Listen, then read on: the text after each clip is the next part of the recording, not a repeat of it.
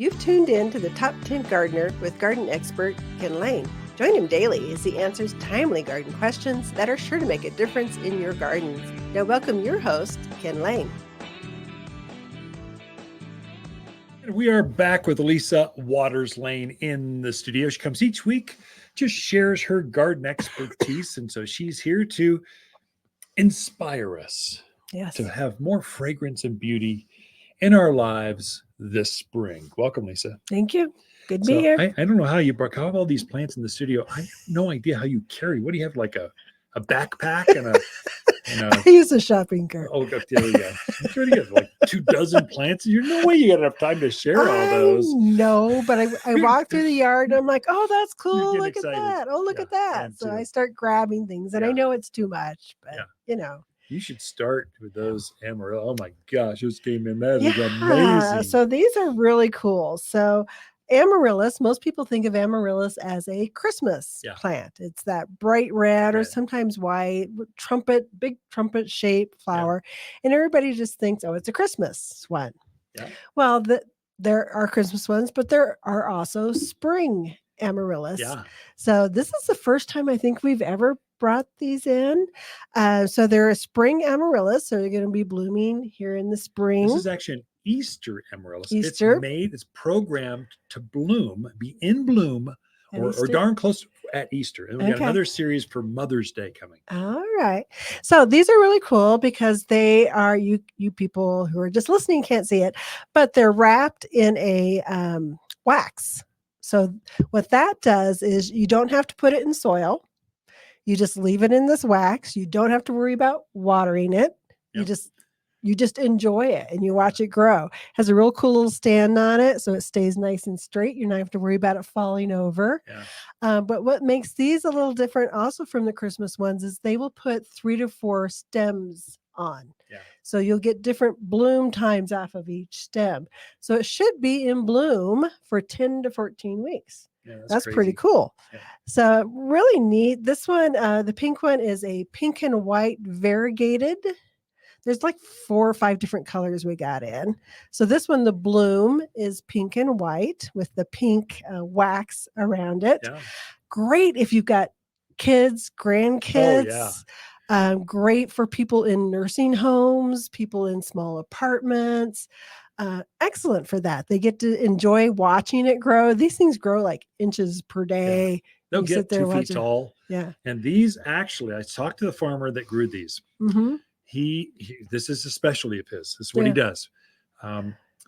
If you look at a Christmas cactus, it's a 1-year Amaryllis. So it's a much smaller bulb. So Amaryllis are a bulb, like a daffodil, a tulip, a crocus. Right. Only this one's on steroids. This is the size of a small child's head softball. That's softball or small bowling ball, or it's like cricket, something like that. It's huge. It's gigantic. Mm-hmm. And so what that means is it's a 2-year-old bulb instead of a 1-year. For the spring, that's how you have to plant it. Mm-hmm. And then they've dipped it in wax and you never water it. All the stuff this bulb needs is inside this bulb. And so it will just do its own thing. I guess you could plant it if you wanted to afterwards, but it's made to enjoy and then chuck it away and get it just like a living bouquet. Right. For gardeners. It's not a cut flower. So that's how you get weeks and weeks and weeks of bloom. And then the flowers, you get more flowers and bigger flowers because it's a much older bulb. Right. So it's like a bulb on steroids. It's like a Christmas Amaryllis, only not red. It's prettier on steroids. It's beautiful. I'm so excited. We're taking several home. And this one, so this is another variety I brought in. That's so this one's actually wax dipped, but it has dried rose petals around it. So it's very decorative as well. The bulb part is decorative, and then you'll get the big, beautiful. This one has mauve bloom. This one's called Revelations, I believe. And it'll be like a really dark mauve color. Like the color of the rose petals. Yeah, literally they dipped this Amaryllis in rose petals. If you're driving right now, you should pull over and think about this, or at least turn the car around, come to Waters Garden Center, check this out. You've never seen this before. It's so cool. Yeah. I saw this thing is again the size of bigger than a softball. It's huge, with at least 2 to 3 flowers going to come up on this and blooms a long time. So I saw these and went, oh, that is, I don't get excited about plants very often, but these I saw. Wait till you see the Mother's Day list. Oh my gosh, it's really Ooh. neat. Some have succulents glued onto them Sure. in moss. It's really neat. So super cool if you're doing Easter baskets. Yeah, Hey, maybe yeah. throw in an Easter basket. That'd be kind of fun. Those kids don't need candy.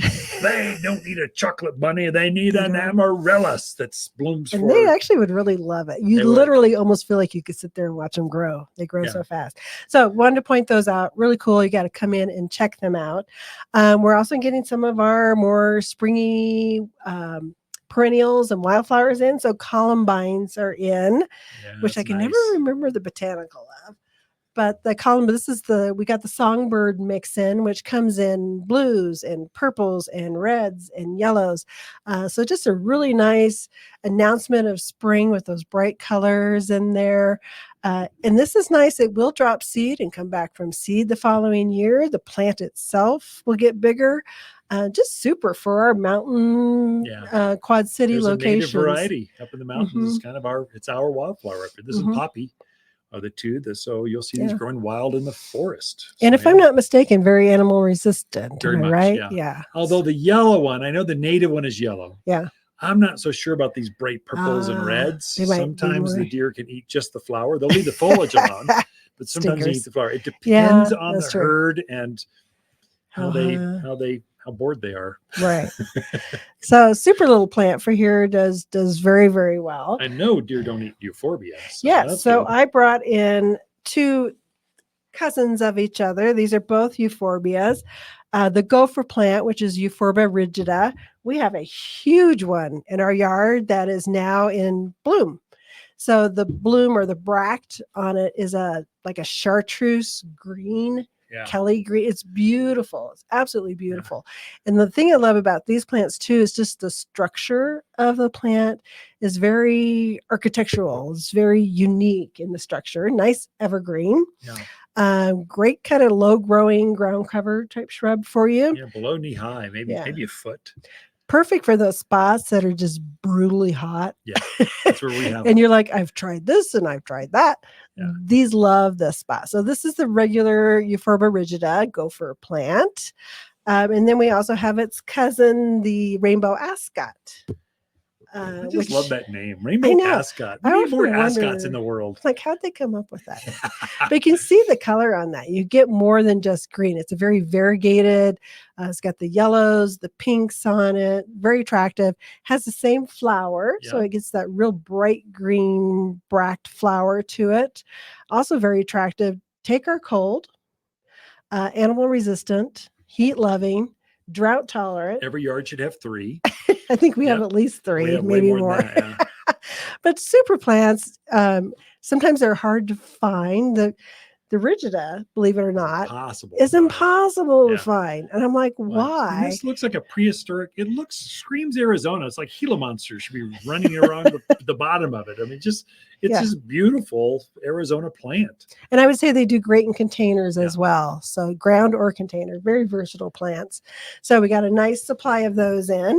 And then the other plant that screams spring in the Quad City area is the Forsythia. So I'm trying to think if I've seen any started to bloom yet.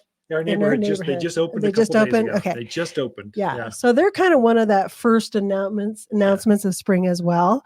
They have that beautiful yellow blossom, and then when the blossoms fade, they put on a nice. Better not the Instagram folks. You'll love this. There you go. Springtime Forsythia. And then they put out a nice, very dark green oval kind of leaf, animal resistant. Very much. And pretty drought hardy too once they're established. Much. Like a lilac. Lilacs and Forsythia are companions.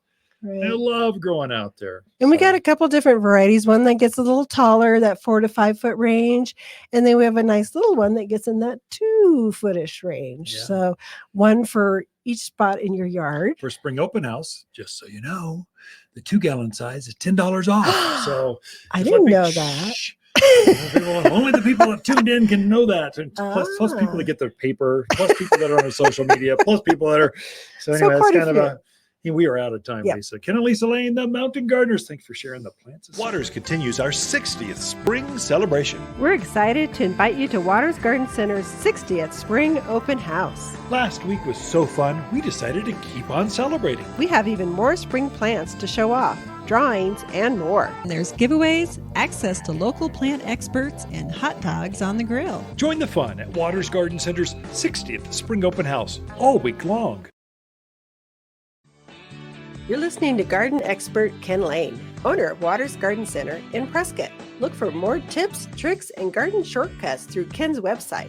Additional shows of this podcast, read his weekly garden column, or follow him on Facebook, Instagram at watersgardencenter.com. That's Waters with 2 T's, gardencenter.com.